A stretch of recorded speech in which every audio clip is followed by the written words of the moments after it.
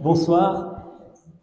La plupart d'entre nous, nous étions quittés mercredi dernier, rue Roquépine, après la communication de Timothée Gestin sur le libertinage érudit. On avait essayé de comprendre pourquoi et comment, effectivement, il y avait une protestation contre l'Église et la foi au nom du plaisir. Et nous marquons une quatrième étape sur un parcours, sur un cycle qui compte 5 étapes. Et ce soir, nous sommes accueillis ici, et merci à l'Église de l'Ascension, partenaire et associé pour ce cycle théologique, ainsi que la paroisse des Billettes, et puis le temple du Saint-Esprit. Et c'est aussi un parcours en marche, puisque nous nous déplaçons 8e, 17e, 17e, 8e, 8e, 17e. Mais là, nous sommes bien installés et nous allons rester 8 jours ici, pour être sûr d'être à l'heure pour le concert qui aura lieu mercredi prochain, donc à 20h, avec un programme, tu nous en diras 2 mots, Timothée, parce que c'est toi qui as pu effectivement mettre au point ce concert avec l'ensemble vocal Quid Novi, concert final suivi d'un buffet festif. On verra si nous pouvons aussi aider de quelconque manière. C'est tout aussi chaleureux de contribuer les uns et les autres. Alors bonsoir, Timothée et moi, nous sommes heureux de vous retrouver pour cette avant-dernière sur cette, je crois qu'on dit pénultième, parce que l'antépénultième, c'est l'avant-avant-dernière, mais pour cette pénultième étape, avec l'idée, comme à chaque fois j'aime à le rappeler, cette occasion de prendre du recul ensemble, de nous forger aussi un esprit critique, et de revisiter, et ce soir c'est le cas, les pères de l'Église et les réformateurs sur cette articulation fine, subtile, délicate, apaisante, nous l'espérons, entre effectivement la musique et la musique comme lieu de réconciliation possible entre le plaisir et la foi. Et je sais qu'il y a beaucoup de mélomanes dans l'assistance ce soir. Et Timothée, merci pour ce que tu vas nous dire et partager. Merci infiniment donc à l'Église de l'Ascension de nous recevoir ce soir. Nombreux. Merci Timothée. Merci.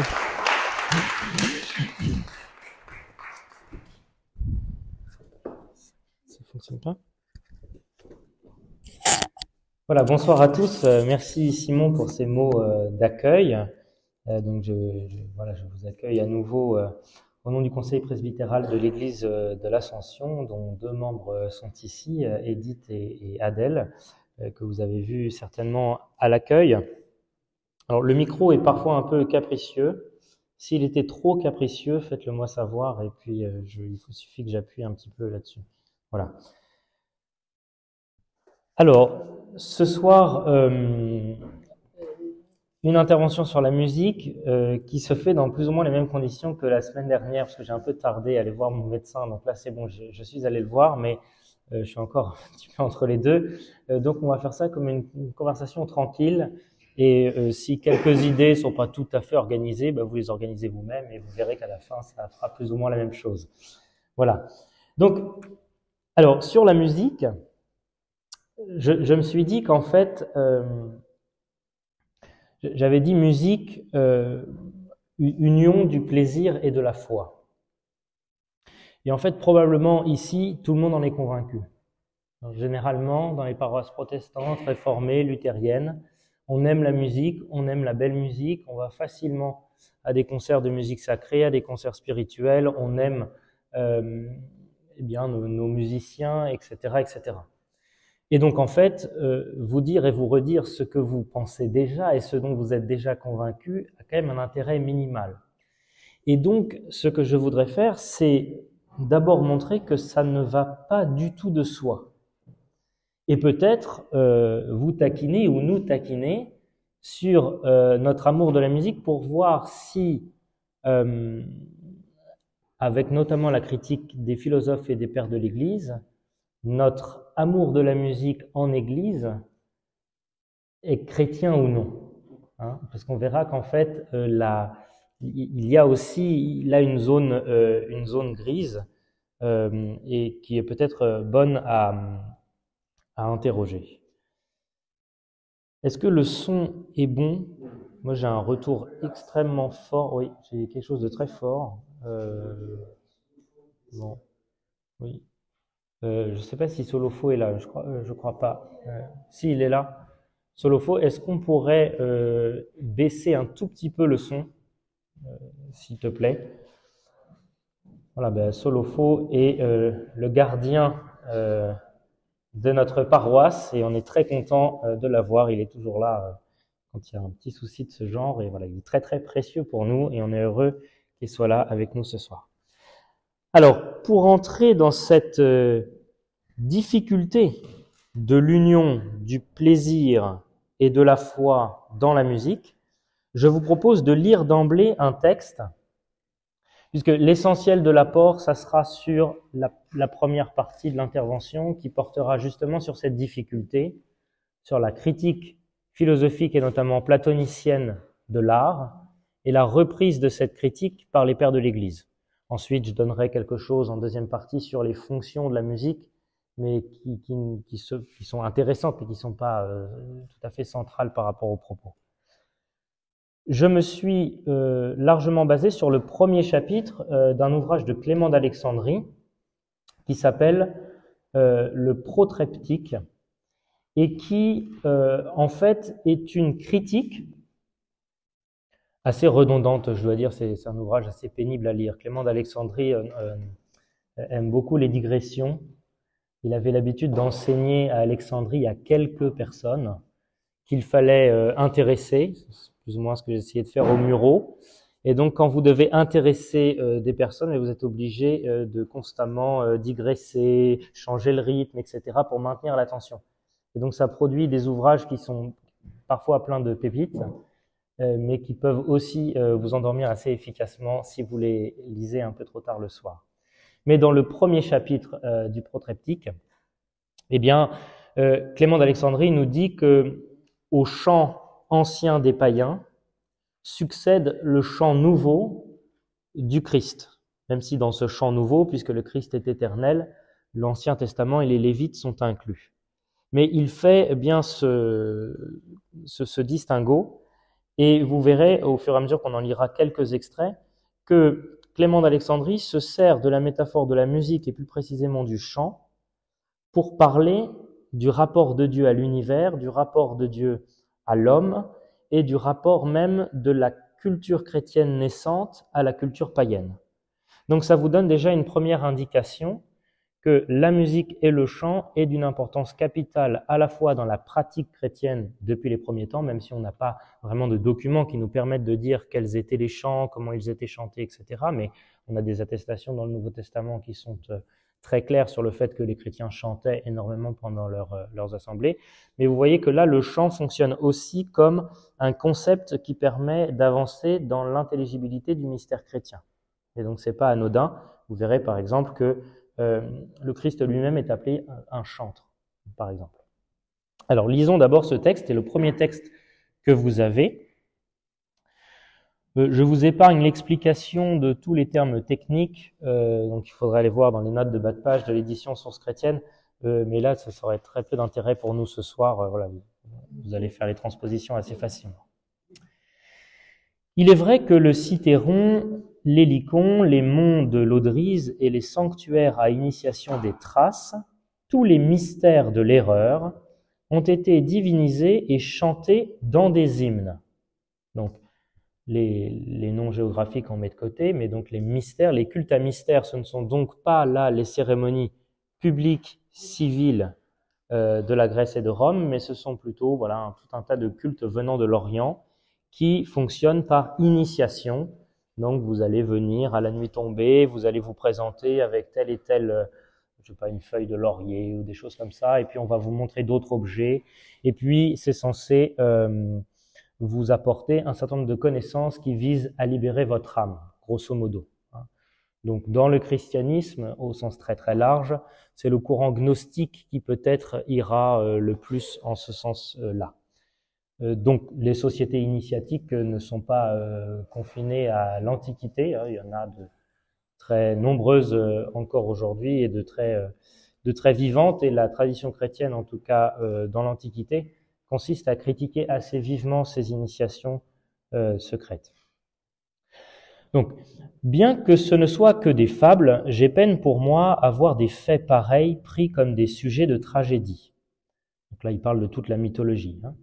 Mais vous, il n'est pas jusqu'au récit des malheurs dont vous n'avez fait des pièces de théâtre, et vous prenez plaisir à en admirer les acteurs. Cependant, avec leurs pièces de théâtre, ces poètes du concours lénéen, complètement égarés déjà par l'ivresse, après les avoir couronnés de lierre, enfermons-les. Donc retenez ça. Clément d'Alexandrie, qui n'est pas ministre de la culture de l'Égypte, mais enfin, il propose d'enfermer les poètes. Enfermons-les, livrés à l'étrange folie de leur initiation bachique, en la seule compagnie des satyres et du Thias des Ménades, avec le reste aussi du chœur des démons. Donc vous avez un chœur des démons sur cet hélicon et ce cithéron d'un autre âge. Donc on prend tous les poètes et puis on les enferme. Donc on les met à l'écart. Et on révèle au passage que ces poètes sont en fait accompagnés de chœurs, et donc vous savez évidemment dans le théâtre antique il y a toujours un chœur qui répond, donc tout est en musique toujours, et donc il y a un chœur invisible qui est le chœur des démons qui les accompagne. Donc ça fait toujours partie de la critique chrétienne de la culture païenne. Pardon. Puis, sur la sainte montagne de Dieu, faisons descendre des hauteurs, j'espère que je vais y arriver, faisons descendre des hauteurs du ciel la vérité, avec la sagesse toute lumineuse et le saint cœur des prophètes.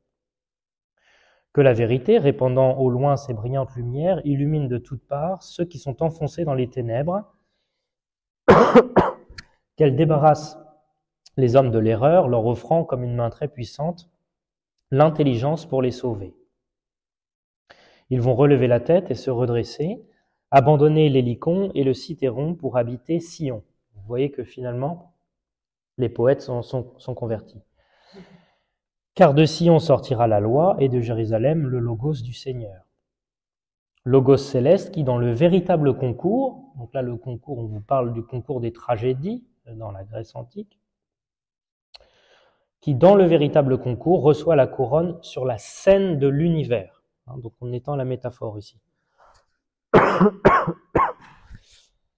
Il chante mon eunomos, non pas le gnome de Terpendre ou celui de Képion, encore moins selon les modes phrygiens ou lydiens ou doriens, mais il chante le gnome éternel de la nouvelle harmonie, celui qui porte le nom de Dieu.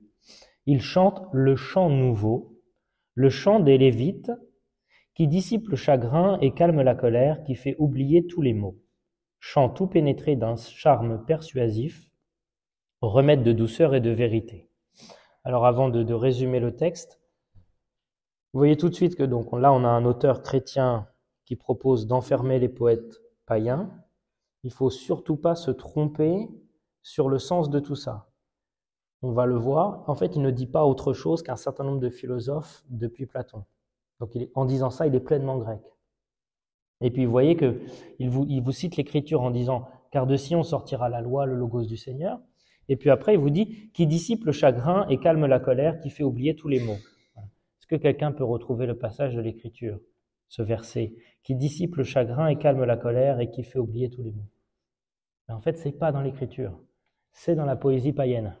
Donc vous voyez que celui qui vous dit « On va enfermer les poètes païens », se sert de la poésie païenne pour caractériser le chant nouveau, qui est le chant des Lévites et le chant du Christ. Donc vous voyez qu'en fait, dans la polémique culturelle qui s'installe, les choses, on ne pourra pas le déployer ici, mais sont beaucoup plus fines que ce qu'on pourrait croire. On n'est pas du tout dans une espèce d'entreprise réactionnaire ou de quelque chose qui balayerait d'un coup toute la culture du temps.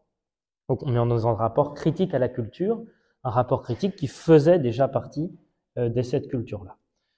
Ceci mis à part, vous avez bien l'idée, on prend les poètes, on les enferme, on les écarte, et puis sur la montagne de Dieu, donc si on fait un petit anachronisme pour bien comprendre, quand il s'agit de la cité de Dieu, pour prendre l'expression d'Augustin, quand il s'agit de la cité de Dieu, ces poètes-là ne vont pas rentrer. Ou alors ils rentreront, mais une fois qu'ils seront convertis, et puis on ne dit pas spécialement qu'ils sont poètes, mais on fait appel aux Lévites. Donc vous voyez, l'idée d'écarter les poètes de la cité idéale ou de la cité de Dieu, c'est tout simplement ce que fait Platon dans la République. On n'a pas quelque chose de tout à fait original ici. Hein. Donc on reste pleinement dans cette antiquité. Et donc c'est ce que je voudrais comprendre avec vous, puisque nous avons aussi dans notre histoire, et en particulier dans l'histoire du protestantisme réformé, un phénomène un peu similaire lorsqu'on a décidé d'enlever tous les pompes et fracas de la papisterie en enlevant les orgues, etc. au XVIe siècle et en préférant quelque chose soit de purement vocal, soit des instruments qui étaient dans l'écriture, hein, les trompettes, etc. Mais il y a eu aussi dans le protestantisme l'idée qu'en fait il faut se détacher d'une certaine culture musicale pour revenir à autre chose ou installer autre chose. Ça s'est pas passé exactement pareil dans le protestantisme luthérien, mais il y a cette idée-là et c'est bon peut-être de s'en souvenir parce que nous avons développé un amour de la musique d'église des 16e, 17e, 18e siècles qui peut-être peut nous faire oublier le rapport plus critique que l'Église entretenait à la musique auparavant. C'est-à-dire qu'en fait, le rapport n'était pas seulement un rapport d'esthétique. Aujourd'hui, la musique qu'on n'accepte pas vraiment dans nos temples et dans nos églises, nous, c'est une musique évangélique, très américaine, qui nous plaît pas parce qu'elle nous fait penser à la pop rock et que par ailleurs, on n'aime pas spécialement la pop rock ou qu'on voit pas le rôle que ça pourrait avoir dans nos assemblées. Bon, très bien. Mais en fait, là, le jugement est principalement esthétique. Bon, vous pouvez ajouter qu'un refrain avec Jésus, je t'aime x 15, c'est un peu lassant, je vous l'accorde. Mais quand même, généralement, la critique est esthétique. Hein. Mais l'origine n'est absolument pas une affaire d'esthétique, mais une affaire de vision du monde charriée par une culture artistique et une culture musicale. Et c'est ça que j'aimerais que nous puissions comprendre ensemble dans ce premier moment.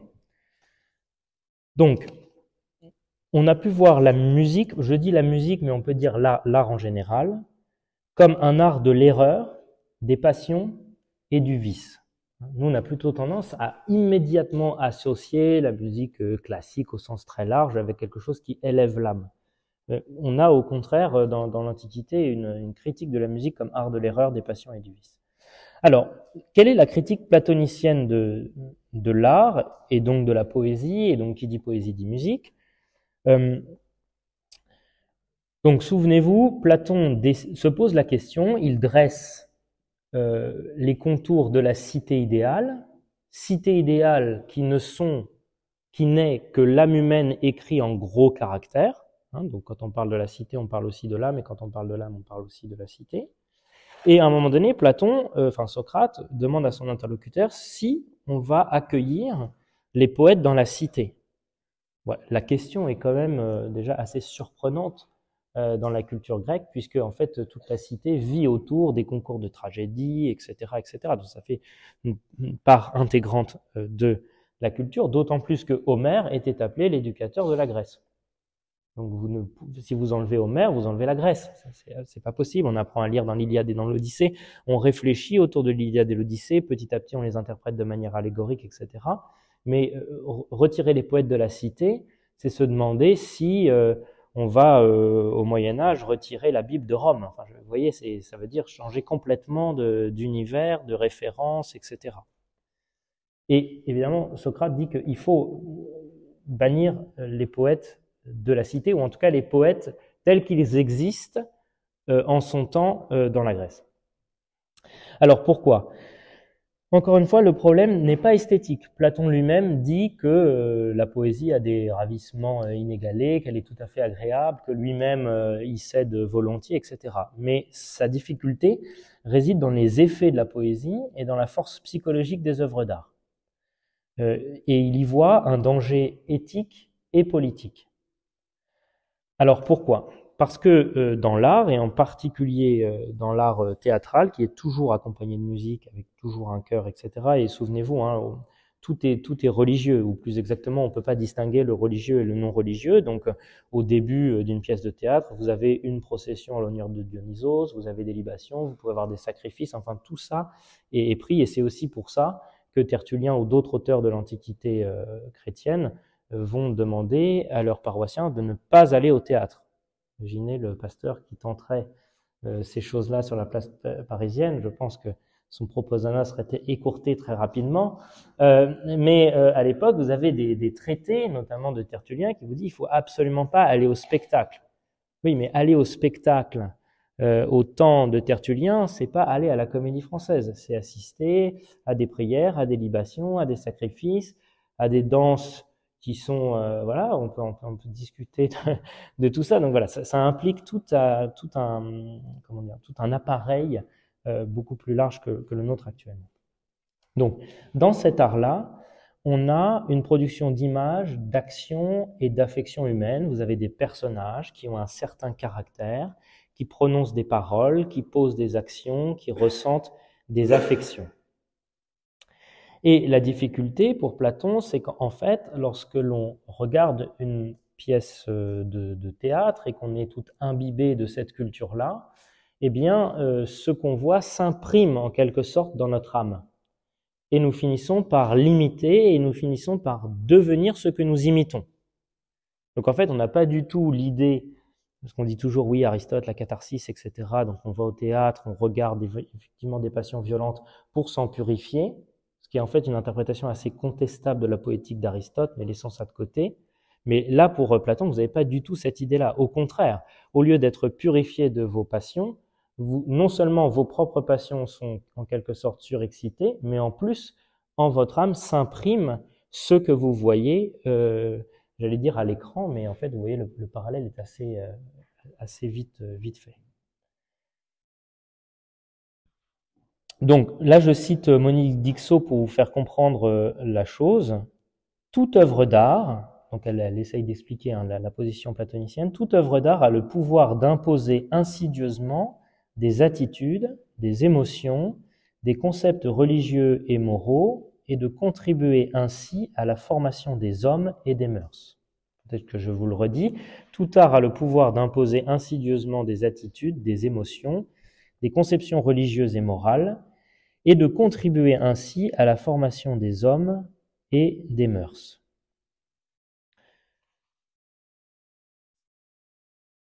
Donc, il n'y a rien d'anodin au fait d'aller voir une tragédie, au fait de réciter Homère, au fait de s'aguerrir à l'art musical. Vous prenez en fait vous allez faire vôtre un certain nombre de représentations, et notamment, dit Platon, un certain nombre de représentations s'agissant de ce qu'est le bonheur et de ce qu'est le malheur. En fait, si vous êtes imprégné, par exemple, des pièces de la tragédie grecque, vous allez nourrir une certaine idée du bonheur et vous allez nourrir une certaine idée du malheur. Et en fait, cela est problématique parce que Platon conteste évidemment cette idée du bonheur et cette idée du malheur.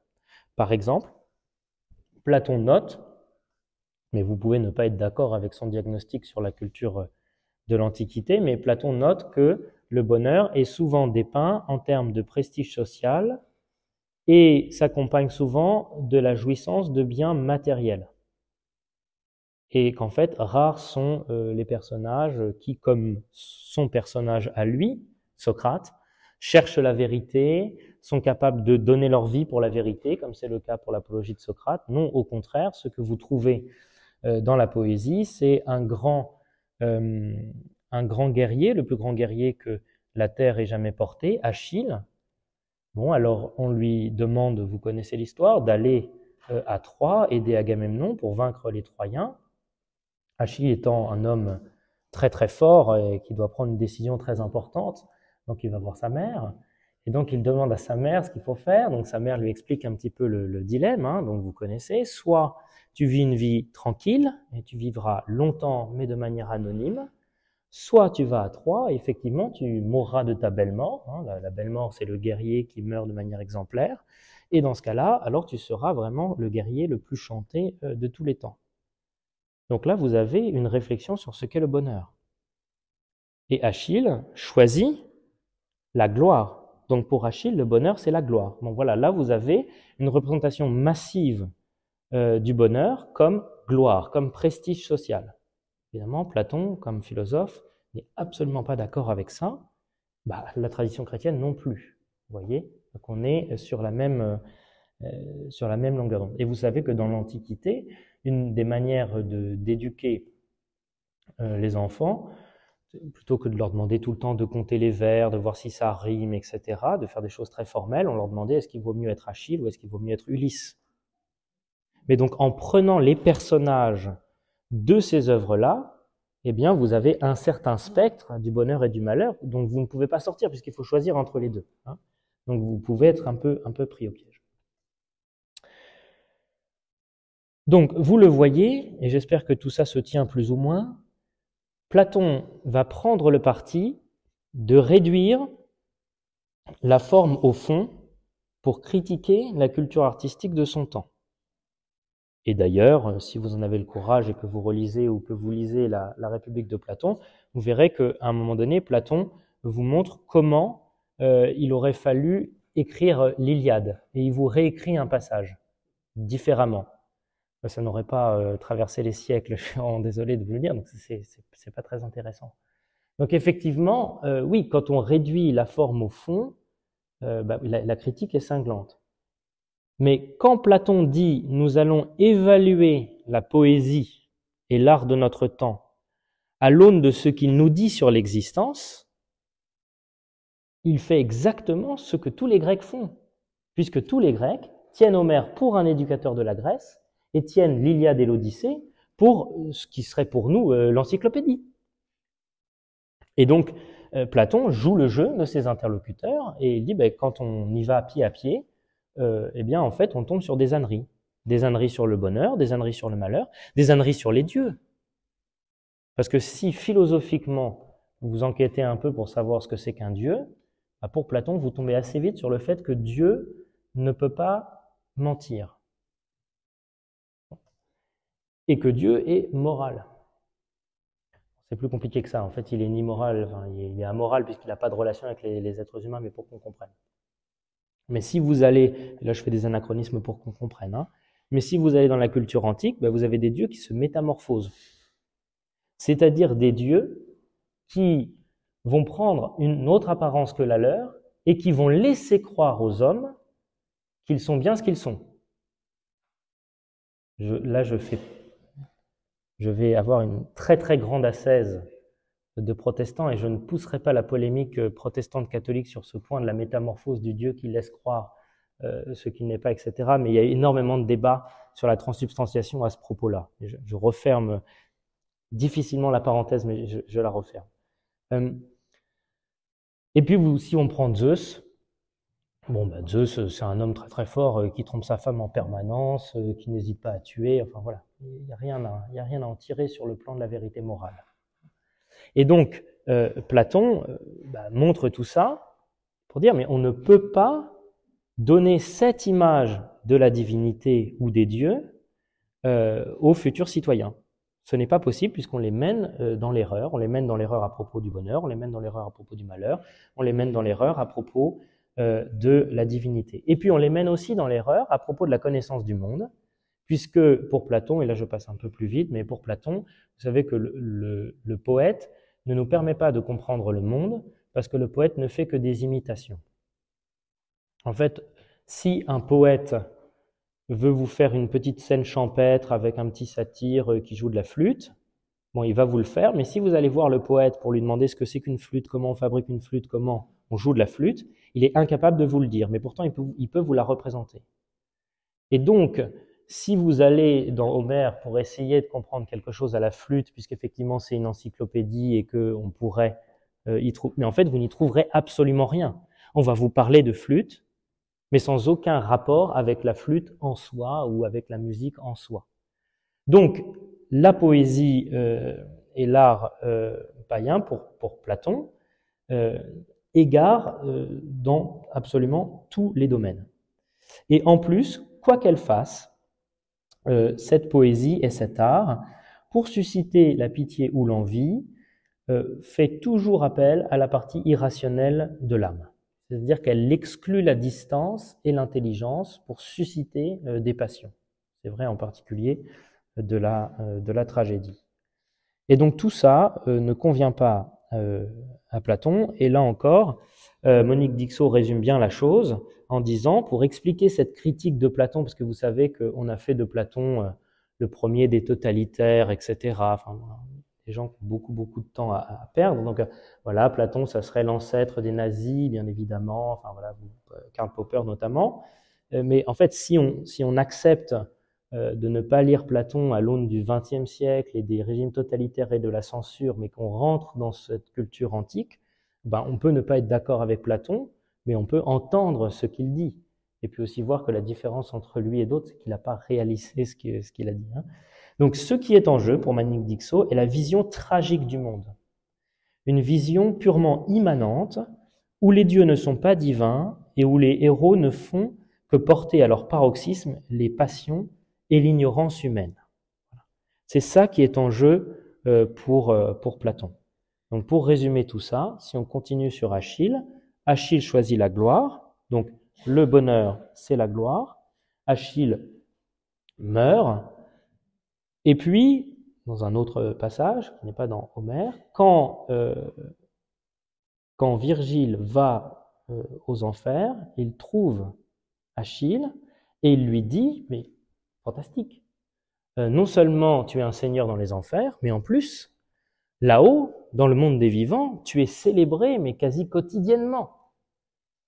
Et quelle est la réponse d'Achille, que vous connaissez certainement? Achille dit, mais en fait, finalement, en définitive, j'aurais préféré être un simple paysan, ne même pas posséder ma terre, être un métayer et avoir vécu anonymement et longtemps, parce qu'il est horrible de vivre dans ce monde des enfers, etc. Et donc vous avez là déjà un personnage qui fait preuve d'inconstance s'agissant de la définition du bonheur, et puis qui fait montre d'un attachement excessif à la vie et d'une aversion insurmontable pour la souffrance et pour la mort. Et cela, pour Platon, c'est pas possible. Encore une fois, Socrate, lui, pour l'amour de la vérité, pour l'amour du bien, est capable d'accepter sa condamnation à Athènes, et sans avoir un attachement excessif à la vie. Il ne recherche pas la mort, mais s'il est condamné, il se défend, et s'il perd le procès, il accepte la peine. Vous avez là une attitude face à la mort qui dépend d'une conception du bonheur qui est radicalement différente. Je ne dis pas que c'est forcément la bonne, mais pensez que ce Platon, enfin ce Socrate qui accepte de mourir pour la vérité, chez les chrétiens, vous avez les martyrs qui font exactement la même chose. Et le martyr ne va jamais vous dire, si vous allez le voir aux enfers, déjà il n'est pas aux enfers, mais si vous allez le voir aux enfers, il ne va jamais vous dire, non, en fait, j'aurais vraiment préféré renier le Christ et puis continuer ma petite vie parce que là, c'est vraiment horrible. Non, au contraire. Au contraire. Si vous allez dans l'Apocalypse, vous verrez que les saints sont en bonne place, qu'ils reçoivent les prières, etc., etc., etc. Donc vous avez là deux représentations complètement différentes, et c'est ce que nous ne voyons pas, parce que nous lisons, par exemple, les futurs avocats doivent lire les tragédies grecques. C'est très très bien, c'est très très bien, il faut continuer à le faire. D'ailleurs, les pasteurs aussi, on devrait le faire, parce que nous, on a une distance qui fait que cette littérature-là ne nous imprègne plus autant que c'était le cas à l'époque. Mais sinon, vous avez simplement deux choix. Soit vous prenez le manteau de philosophe et vous allez vivre à l'académie, au lycée, au jardin, etc. Soit, mais vous continuez votre vie de grec lambda, c'est le cas de le dire, et puis vous communiez à toutes ces idées sur le bonheur, sur la mort, etc., etc. Donc c'est un choix d'existence. Et nous, bien sûr, les choses sont totalement différentes. Donc on peut se délecter des tragédies grecques, ça n'a plus le même sens du tout. Voilà, alors j'espère que cette critique philosophique de l'art vous permet de comprendre plus clairement ce que Clément d'Alexandrie fait dans le texte que nous avons lu. En fait, Clément d'Alexandrie prend le parti de Platon. Prend le parti de Platon en disant que dans la poésie est déposé toutes les valeurs fondamentales qui font une civilisation, et que Clément d'Alexandrie nous dit que la venue du Fils éternel de Dieu sur terre, prenant chair dans un homme, se donnant sur la croix et ressuscitant et montant à la droite du Père, change radicalement les choses, en ce sens que cette venue du Fils nous demande de réorganiser toute la vie humaine autour d'autres valeurs. La première d'entre elles étant l'amour, l'agapé, qui est aussi un amour potentiellement sacrificiel. Il n'y a pas de plus grand amour que de donner sa vie pour ses amis. Voilà ce que le Christ a fait, manifestant par là que les hommes sont ses amis, et voilà ce qu'il nous invite à faire. Et c'est totalement différent. Donc voilà pour cette critique. Donc avant de se préoccuper de la beauté du chant, on se préoccupe plutôt de la justesse de ce chant et de son accord avec le vrai et avec le bien. C'est ça qui importe d'abord aux chrétiens, et quand on dit son accord avec la vérité, eh bien c'est la vérité révélée, et qui n'annule pas la vérité rationnelle, mais en particulier la vérité révélée. Alors, je vous propose de lire le deuxième texte de Clément d'Alexandrie pour avancer dans cette métaphore et essayer de comprendre ça plus avant. J'ai l'impression que le micro marche de moins en moins. Ça va? Vous m'entendez encore? Bon. Voilà, il fluctue un peu, j'ai l'impression. Oui. Tout autre est le chanteur que je vous propose. Il ne tarde pas, sitôt venu, à briser l'esclavage amer imposé par la tyrannie des démons, et nous plaçant sous le joug doux et humain de la piété, il rappelle au ciel ceux qui avaient été précipités sur la terre.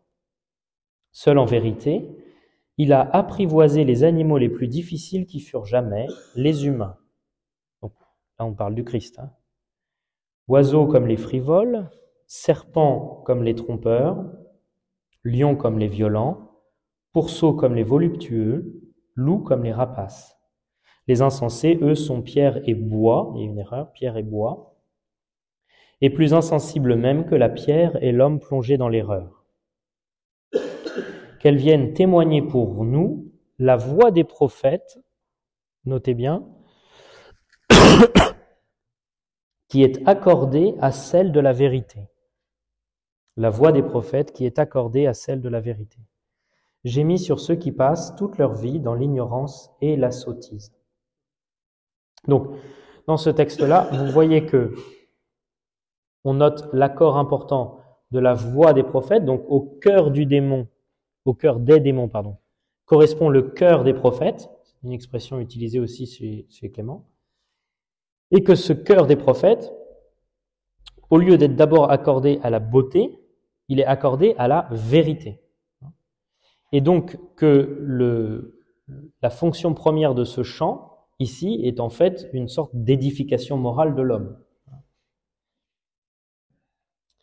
Et vous avez au passage une comparaison, là encore, vous voyez, Clément est complètement pétri de cette culture antique. En fait, il vous présente le Christ comme un nouvel Orphée, mais beaucoup plus puissant que le premier Orphée, puisqu'il est capable non pas de dompter Cerbère et tous les autres animaux légendaires, mais il est capable de dompter les hommes, qui sont si difficiles à dompter. Je continue la lecture de ces extraits pour rassembler tout ça ensuite. Au reste, l'univers aussi, donc là c'est Dieu, il l'a ordonné avec mesure, donc terme musical, et il a soumis la dissonance des éléments à la discipline de l'accord pour se faire du monde tout entier une harmonie. Donc là encore, on a l'idée du chant du monde qui suivrait la partition que Dieu, compositeur et chef d'orchestre, aurait lui-même rédigée. Je poursuis, le Seigneur, envoyant son souffle dans ce bel instrument qu'est l'homme, le fit à son image, il est lui aussi un instrument de Dieu, toute harmonie, accordée et saint, sagesse supraterrestre, logos céleste. Bon, c'est un peu compliqué à comprendre cette succession-là, mais l'idée c'est que l'homme reconfiguré à l'image de Dieu par le Christ, comme il était au commencement, est aussi un instrument de Dieu, et que de la même manière que le macrocosme du monde porte les louanges de son Créateur, le microcosme qu'est l'homme porte aussi les louanges de son Créateur. Dernière citation de Clément. « Pour vous, si vous désirez voir véritablement Dieu, prenez part à des cérémonies purificatoires dignes de Dieu, sans feuilles de laurier, ni bandelettes brodées de laine et de pourpre.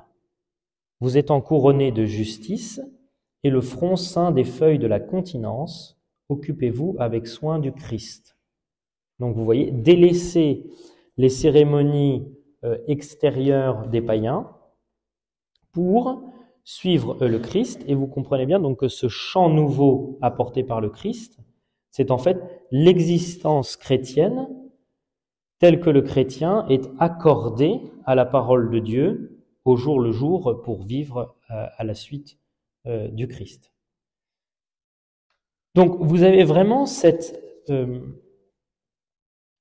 reprise de la critique platonicienne, reconfigurée par les éléments chrétiens, dans la manière dont les premiers chrétiens vont aborder la question de la musique.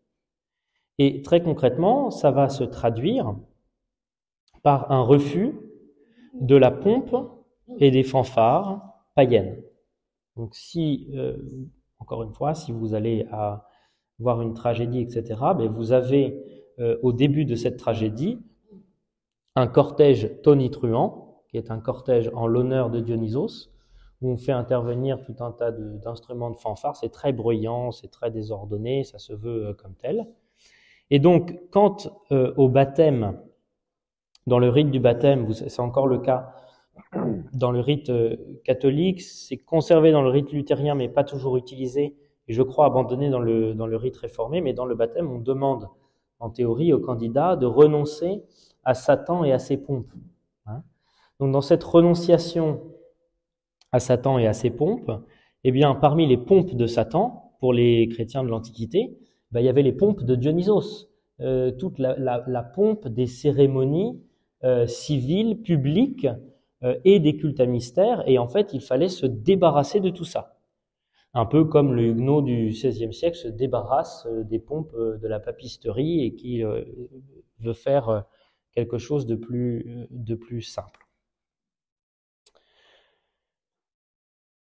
Alors donc, une fois qu'on a établi cette critique de la musique, de la poésie, de l'art païen, qui est donc une critique qui rejette en bloc cet art-là en tant qu'il charrie les valeurs d'une culture, des valeurs qui se tiennent entre elles, mais il ne s'agit absolument pas de tout mettre à bas. Je ne redis pas ce que j'ai dit du premier texte, mais vous voyez qu'à chaque fois, quand on vous dit, même dans ce qu'on a relu là, la citation 5, vous étant couronné de justice et le front ceint des feuilles de la continence, vous voyez qu'en fait, on garde le même langage. Et dans la première rencontre, quand on avait parlé de l'ascèse, vous voyez bien comment saint Paul va vous parler de la vie chrétienne en vous parlant des athlètes dans le stade. Donc on reste dans cette culture, on en conserve les éléments, mais on les reconfigure à l'aune d'autres choses. Alors la question maintenant va être de savoir comment on peut trouver une nouvelle musique, parce que c'est aussi peut-être ce dont on n'a pas l'impression, c'est que si vous alliez dans une cérémonie chrétienne dans les 1er, 2e, 3e siècles, vous auriez eu une expérience musicale tout à fait différente de ce à quoi vous auriez été habitué au stade, à l'agora, à l'amphithéâtre, etc. Puisque pas d'instruments ou pas les mêmes instruments, on ne parle pas des mêmes choses et on ne chante pas de la même manière. Donc il y a eu vraiment cette volonté de faire quelque chose de nouveau. Par exemple, le chant grégorien, ça peut nous faire comprendre ça. Voyez, un chant qui est complètement pensé et configuré pour la célébration du culte chrétien et que vous ne retrouverez pas ailleurs, avec effectivement une sonorité très particulière, etc. etc. Alors, l'idée va être de convertir la musique ou de mettre l'art au service du culte chrétien et au service de Dieu. Et donc, pour comprendre tout ça, on pourrait parler d'une conversion de la musique qui va s'achever dans une musique de la conversion. Donc, on va repenser l'art humain pour chanter les louanges du Seigneur, mais on va le penser de telle manière que la musique ainsi produite permet de convertir l'homme. Et vous voyez que le texte 2, décidément, le texte 2 de Clément d'Alexandrie, où on vous dit que le chanteur, donc, qui est le Christ, est celui qui est le seul en vérité qui a apprivoisé les animaux les plus difficiles qui furent jamais les hommes. Voilà ce que va essayer de faire la musique chrétienne, c'est-à-dire de convertir l'homme. Et donc là, vous avez une fonction, j'allais en parler tout à l'heure, mais je le dis maintenant, une fonction en quelque part inverse. Dans la critique platonicienne, on voyait l'âme comme un catalyseur des passions, où vous sortez plus excité encore que vous n'êtes entré, ou en tout cas plus excitable. Voilà. Et puis, au contraire, la musique chrétienne vise, elle, à apaiser l'homme, à apaiser son cœur, à apaiser les passions, pour permettre d'abord une componction, c'est-à-dire une tristesse réelle de vivre sans Dieu, et donc une volonté de retourner à Dieu. Et puis bien sûr, cela va s'accompagner du plaisir, de la grâce, de la joie, etc., etc. Et vous avez vraiment cette fonction très différente. Alors d'abord, pour comprendre ce deuxième moment, il faut bien saisir la place très importante que tient la musique dans les Écritures, et donc aussi évidemment dans les commentaires des pères et dans les homélies, etc., etc. À grandes enjambées, il y a une ambiguïté originelle dans le texte biblique, puisque on nous parle évidemment dans la Genèse du début de la musique. La Genèse, vous avez le début d'absolument tout. Vous avez aussi la première musique et les premiers instruments. Donc je vous lis ce passage et écoutez simplement. Donc c'est toute une généalogie.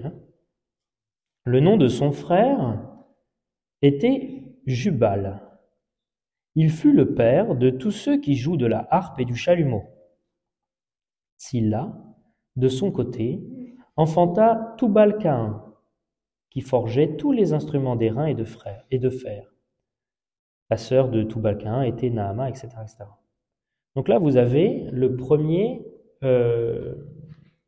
musicien, le premier fabricateur d'instruments de musique dans la Genèse. Si on remonte sa généalogie, mais on arrive à Caïn. Donc vous voyez, c'est la lignée de Caïn qui produit les instruments de musique et la musique. Et évidemment, ça, c'est pas quelque chose qu'on peut laisser de côté. Et ça donne cette ambiguïté de la musique. D'ailleurs, il me semble que c'est Calvin qui le dit très bien, donc on va pouvoir lire dès à présent la citation de Calvin. Je vous avais prévenu du caractère désorganisé de la rencontre de ce soir. Donc, dans la deuxième page, vous avez la préface que Jean Calvin a donnée à son ouvrage « À tous les chrétiens et amateurs de la parole de Dieu ». Or, entre les choses qui sont propres pour recréer l'homme et lui donner volupté, les mots ont du sens ici, pour recréer l'homme et lui donner volupté, la musique est ou la première ou l'une des principales. Et il nous faut estimer que c'est un don de Dieu député à cet usage.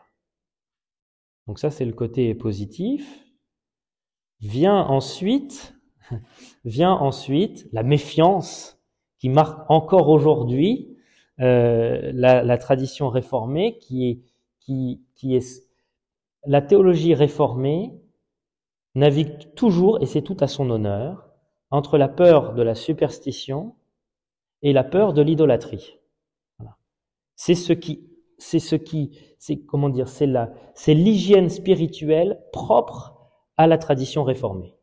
Alors ça a effectivement, de mon point de vue, parfois quelques difficultés. Ça peut conduire à une forme de crainte excessive. Je me souviens d'un dialogue que je pensais ironique et que j'ai découvert très sérieux avec une professeure réformée de théologie pratique, me disant que si j'allumais une bougie sur l'autel, il fallait quand même pas enfermer Dieu dans la bougie. J'en avais même pas eu l'idée, puisque Dieu est partout. Mais vous voyez, bon, alors je dis ça, mais quand même, en fait, c'est quand même intéressant. Donc il y a ça. Et donc là, on va le voir très très bien avec Calvin, qui peut vous dire d'un côté, oui, la musique. Et vous voyez, c'est pas une petite concession que Calvin fait. Calvin donne vraiment une place centrale à la musique. Et il l'a prouvé par le psautier et les musiciens qu'il avait convoqués. Propre pour recréer l'homme et lui donner volupté, c'est quand même pas seulement pour une affaire morale. La musique est la première ou la principale. Donc voilà. Mais ensuite, par quoi d'autant plus devons-nous regarder de n'en point abuser, de peur de la souiller et contaminer, la convertissant en notre condamnation, où elle était dédiée à notre profit et salut. Donc il est possible de détourner la musique de ce pourquoi Dieu l'a donnée. Et ça, on peut pas dire le contraire. Elle a une vertu secrète et quasi incrédible, incroyable, à émouvoir les cœurs en une sorte ou en l'autre. Et en fait, je crois que Calvin a raison de nous dire cela. Et je pense que c'est quelque chose qui, en Église, on doit toujours garder. C'est-à-dire qu'effectivement, la musique a cette capacité incroyable à émouvoir l'homme. Elle peut, en l'émouvant, le tourner à Dieu. Elle peut aussi le conduire à la dispersion. Et il y a donc une ligne de crête à trouver. Et cette ligne de crête, se fait entre les théologiens, les musiciens d'église, les compositeurs, le discernement de l'assemblée, etc. Mais si on n'y pense pas, ce discernement-là ne se fait pas. Donc voilà pour l'ambiguïté de la musique, notée par Calvin, mais qui est déjà présente dans les Écritures. Vous voyez cette mention anodine dans une généalogie, en fait, c'est quand même très important. Mais il y a énormément de passages positifs. Donc si je fais Ancien et Nouveau Testament, bien on peut penser, s'agissant de la puissance de la musique, à Jéricho, quand même des trompettes très efficaces en cette époque. Et donc avec ces trompettes, vous faites 7 fois le tour d'un monument et il s'effondre. Donc Jéricho, c'est par la musique que Dieu remporte la victoire. Donc, en termes d'interprétation allégorique, c'est assez intéressant si on pense que notre cœur est peut-être claquemuré et enfermé dans une muraille plus épaisse que celle de Jéricho. Et peut-être que si nous laissons le Saint-Esprit de Dieu tourner autour de notre cœur par la musique, peut-être que nos barrières tomberont aussi. Ensuite, dans 1 Corinthiens 14, vous avez... vous avez un passage très important. Donc évidemment, David, c'est la figure du musicien dans l'Ancien Testament, mais vous avez surtout David et Saül. Saül qui est taquiné par un esprit méchant. Je crois que là ça marche plus du tout. Non, on en a encore. Bon. Donc, je pense qu'on va changer ce micro à la suite de cette rencontre. Donc Saül est taquiné par un esprit méchant et on lui amène David qui parvient par son instrument et par son chant à apaiser son cœur à chaque fois. Et donc chez Luther, ça aura une grande postérité puisque Luther dit que la musique, c'est ce qui fait, c'est ce qui chasse le diable, c'est ce qui fait reculer le démon, etc. Et d'ailleurs, à cet égard, en dépit du temps qui avance trop, je ne peux résister à vous donner cette anecdote de suffragance, mais je l'ai déjà dit plusieurs fois. Mais lorsque j'ai remplacé un pasteur dans le pays de Montbéliard, qui est donc un pays très bien pour l'Église protestante unie, puisqu'en fait, ce sont des luthériens mais le réformateur, c'est d'abord Farel, etc. Donc ce sont des réformés, luthériens réformés, enfin c'est très agréable. Et donc d'ailleurs, vous avez le temple Saint-Martin et pas l'église Saint-Martin, voilà, ça vous montre aussi ça. Et donc dans le temple Saint-Martin, vous avez un orgue très très grand, et donc la soufflerie derrière, et la soufflerie est reliée de diverses manières à l'orgue, mais notamment, elle est reliée par une baguette à l'orgue. Et donc évidemment, donc la soufflerie monte et descend, et puis la baguette monte et descend également. Et donc les luthériens de Montbéliard ont décidé de manifester ce passage de la Bible avec David et Saül et tous les passages de Luther sur la musique qui fait trembler le démon, puisqu'ils ont peint une petite tête rouge de diable sur cette baguette. Et donc à chaque fois que l'organiste joue pour la gloire de Dieu, eh bien le diable est secoué et il ne peut plus rien dire. Voilà. Et donc c'est assez marrant. J'espère d'ailleurs que tous les catéchètes du pays de Montbéliard font un tour derrière l'orgue pour leur expliquer cela, parce que je trouve que c'est assez bien vu. Alors, si on passe maintenant au Nouveau Testament, il y a évidemment plein de passages importants. Vous avez d'ailleurs à chaque fois dans l'Écriture que vous avez une scène montrant les cieux, la demeure de Dieu, vous avez des chants. Très souvent, vous avez des chants, vous avez des louanges, enfin, vous voyez, donc ça c'est une dimension importante. Dans 1 Corinthiens 14, au verset 15, vous avez, sur la polémique du parler en langue, Paul dit « Que faire donc ? Je prierai par l'esprit, mais je prierai aussi avec l'intelligence. » Et il continue « Je chanterai par l'esprit, mais je chanterai aussi avec l'intelligence. » Et ça, c'est quelque chose en fait de très important, puisque vous vous souvenez la critique de Platon, l'art ne fait pas appel à l'intellect, mais fait appel aux parties basses de l'âme humaine, celles qui sont susceptibles de recevoir les passions. Et ici, dans ce verset, mais il y a d'autres versets et l'interprétation chrétienne est constante en ce sens, c'est qu'au contraire, il faut chanter avec intelligence. Autrement dit, le chant va être conçu de telle sorte qu'il permet à celui qui chante d'entrer plus profondément dans le mystère qu'il célèbre. Effectivement, lorsque vous chantez, généralement, si vous chantez un psaume, vous allez prendre plus de temps que si vous le dites, et plus de temps encore que si vous le lisez simplement avec une lecture mentale. Et donc, le chant permet de s'attarder sur l'écriture. Et l'intonation permet de manifester dans l'écriture sainte les termes clés, les termes les plus importants.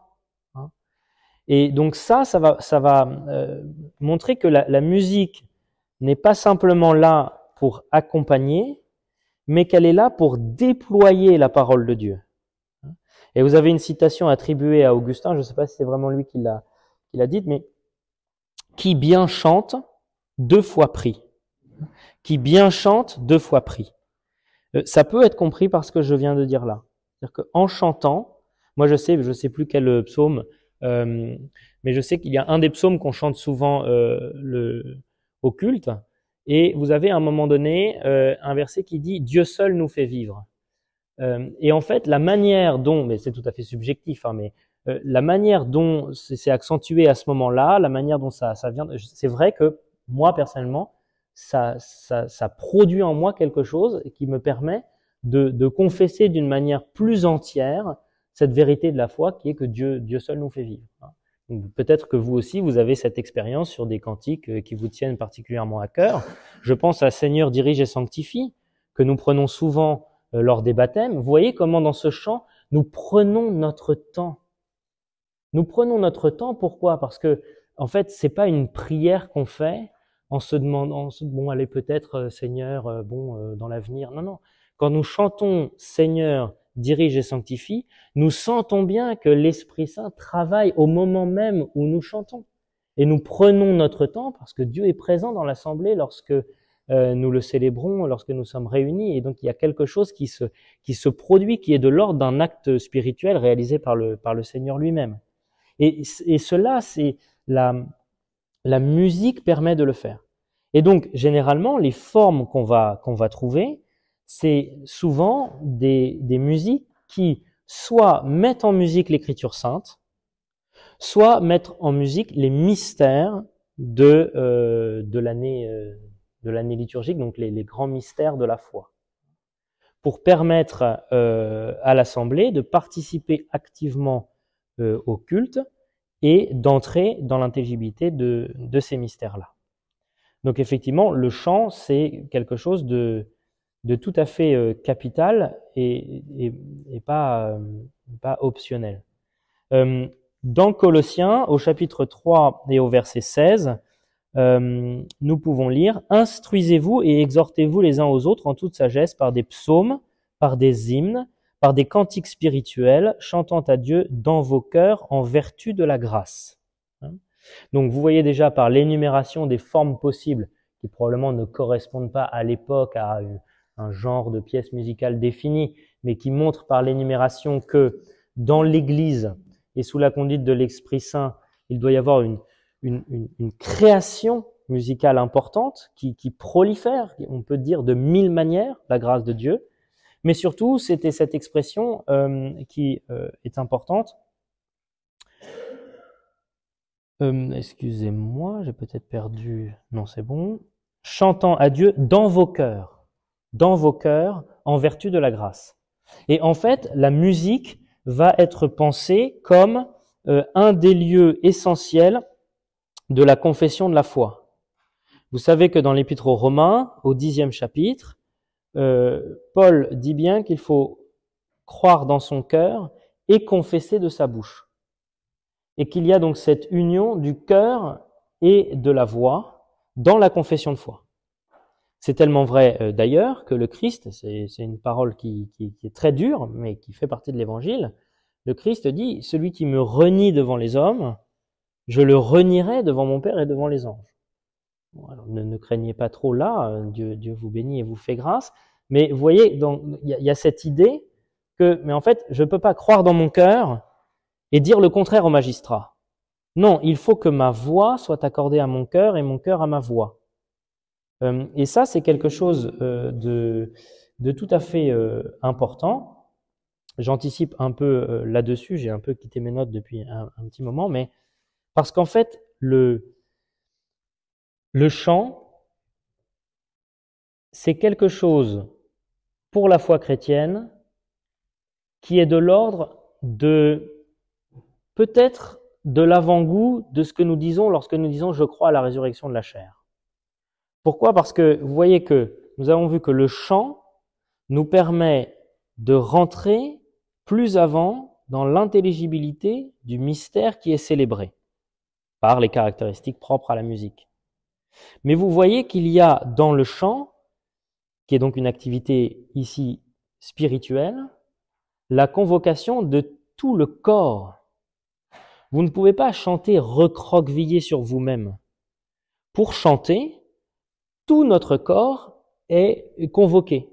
Généralement, on se met debout, il faut faire jouer un peu le ventre pour la respiration, il faut placer d'une certaine manière sa tête, etc., etc.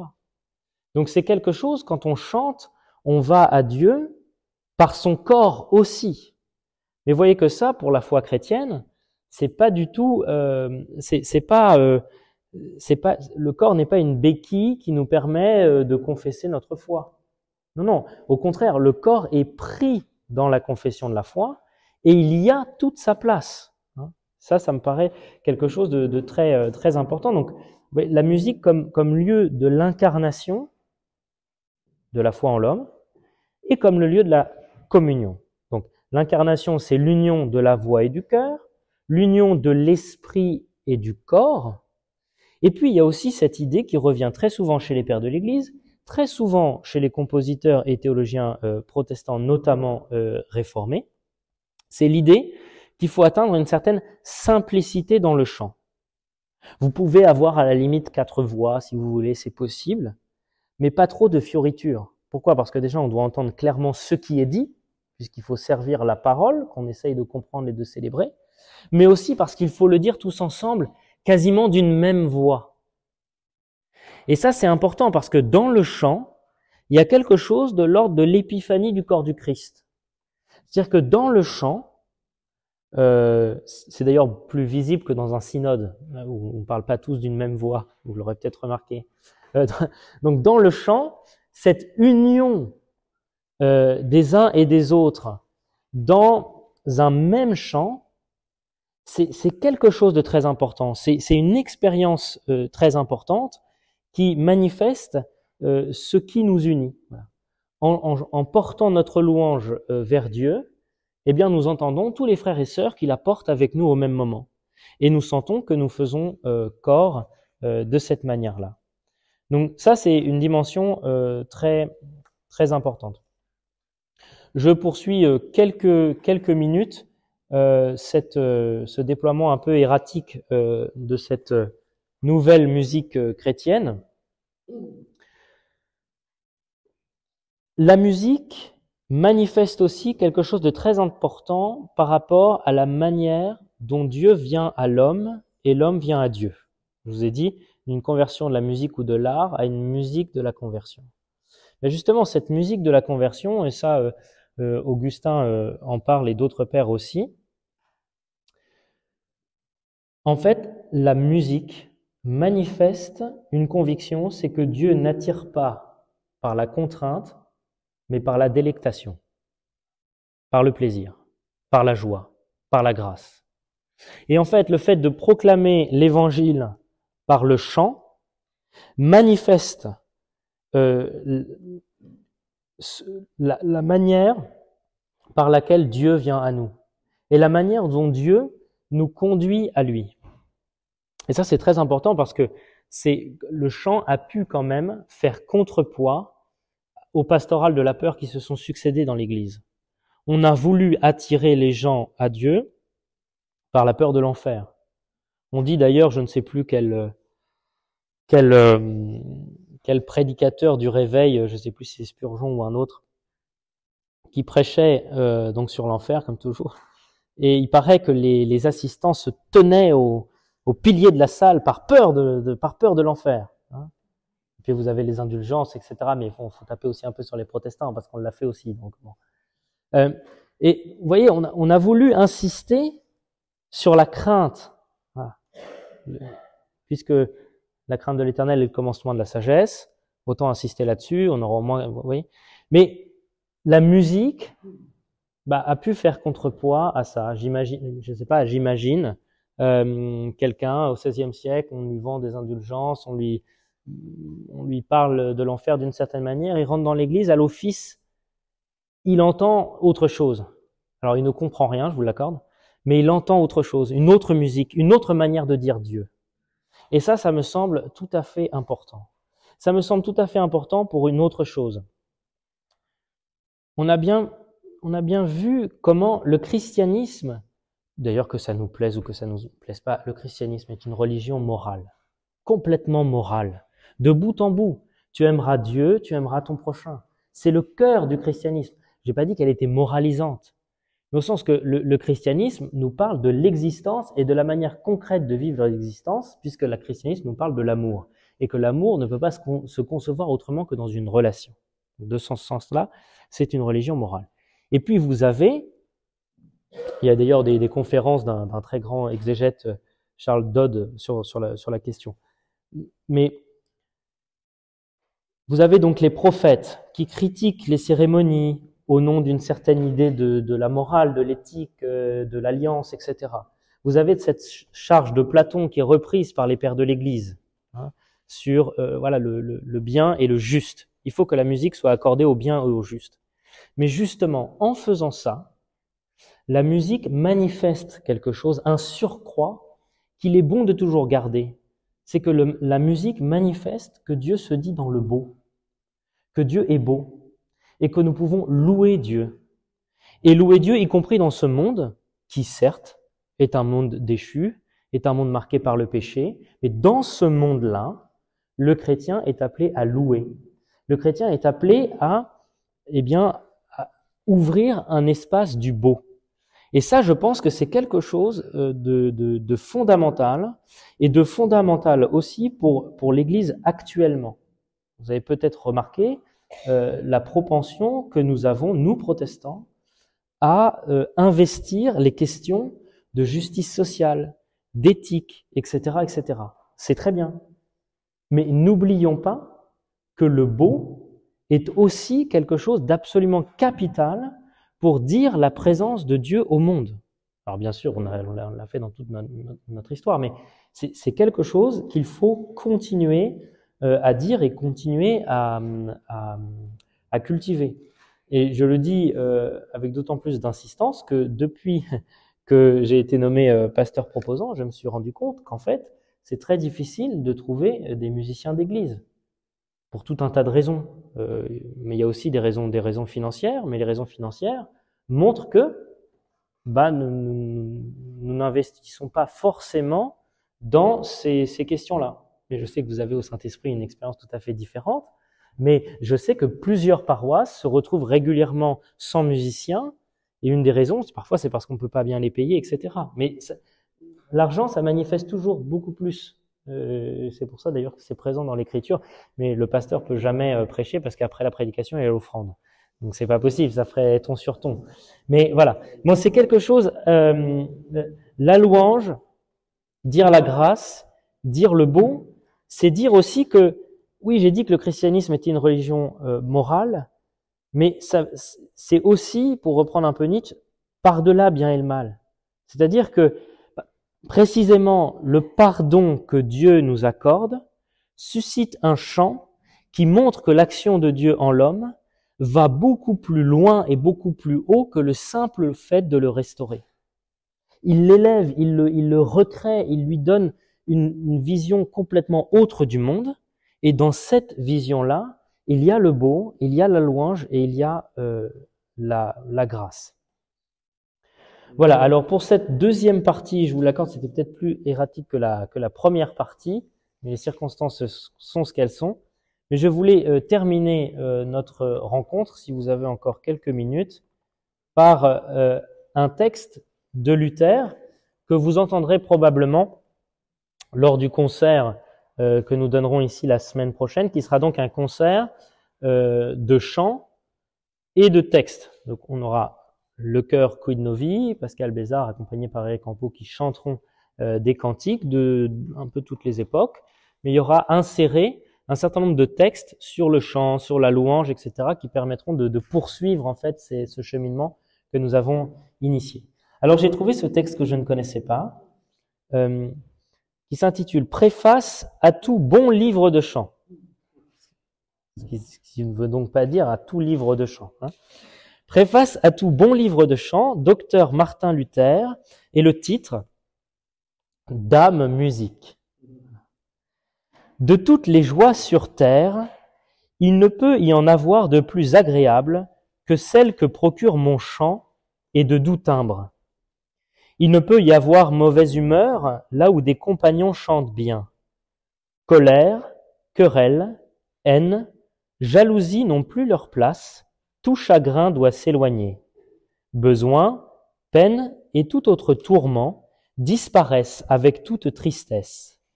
Chacun a parfaitement raison de dire qu'une telle joie n'est pas péché. Au contraire, elle plaît bien plus à Dieu que toutes les joies de l'univers. Elle détruit l'œuvre du diable et entrave maints crimes funestes. En témoigne ce que fit le roi David, qui a souvent empêché Saül de commettre un grand crime par un beau et doux jeu de harpe. Elle apaise le cœur et le prépare à la parole et à la vérité divine. Élisée en a fait l'expérience en découvrant l'esprit grâce au jeu de harpe. La meilleure saison de l'année m'appartient. C'est le moment où tous les oiseaux chantent. Ciel et terre en sont emplis. Tant de beaux chants résonnent alors à nos oreilles. En tête, le bien-aimé rossignol égaie partout toute chose de son chant gracieux. Qu'il en soit sans cesse remercié, mais plus encore Dieu, le Seigneur bien-aimé, qui l'a ainsi créé pour être le véritable chanteur et un maître ès musique. Pour lui, jour et nuit, il chante et sautille, il n'est jamais fatigué de sa louange. Mon chant également l'honneur, le loue et lui exprime une gratitude éternelle. Amen. Voilà donc sur ce thème de la musique comme union du plaisir et de la foi, qui ne va pas de soi, mais qui est possible. Voilà, merci.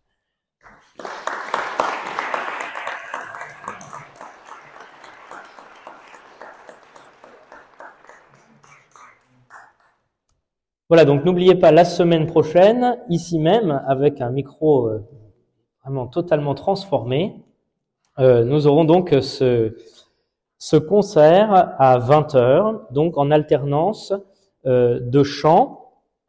Il y aura un petit peu de grégorien, des psaumes de la Réforme, etc. Donc une sorte on va brosser une large palette du chant d'église, mais qui sera en alternance avec des textes, peut-être un ou deux que je n'ai pas lus là, et puis surtout d'autres textes que j'essaierai de puiser de manière large. Voilà. Donc on se donne rendez-vous la semaine prochaine pour la dernière rencontre de ce cycle Foi et plaisir.